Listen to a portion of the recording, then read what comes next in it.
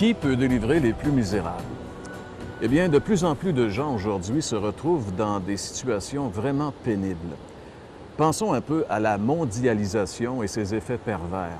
À chaque année, en Amérique du Nord, il y a des centaines, sinon des milliers d'usines qui doivent fermer leurs portes à cause de la mondialisation, justement.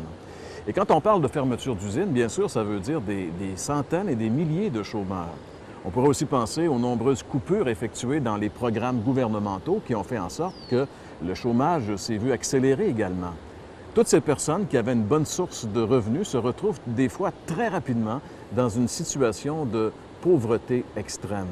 Et le plus dramatique dans une situation comme celle-là, c'est bien sûr pas juste que la personne perd son revenu, mais la personne perd aussi sa dignité d'être humain. De nombreuses personnes qui ont perdu toute estime d'elles-mêmes se sentent aujourd'hui oubliées, complètement abandonnées et perdent tout espoir de voir des jours meilleurs. On pourrait aussi penser à ces personnes qui sont devenues esclaves de substances, de mauvaises habitudes, qui sont en train de les détruire complètement, que ce soit la drogue, l'alcool, le sexe, le jeu. Ces personnes essaient bien sûr de s'en sortir, mais très rapidement, elles réalisent qu'elles en ont ni la force ni les moyens.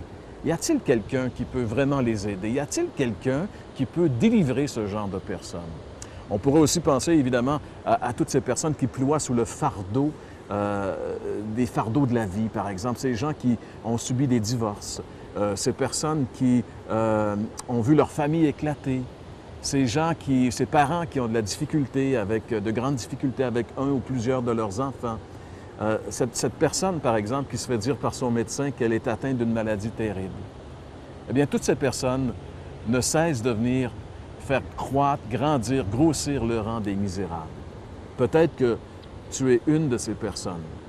Eh bien, j'aimerais te dire ceci. Il y a de l'espoir. Il y a quelqu'un qui peut entrer dans ta situation et changer les choses.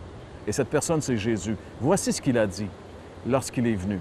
Lisons ensemble ce passage dans l'Évangile de Luc, chapitre 4, et le verset 18. « L'Esprit du Seigneur repose sur moi, dit Jésus. Il m'a choisi et consacré par son onction pour apporter la bonne nouvelle aux malheureux.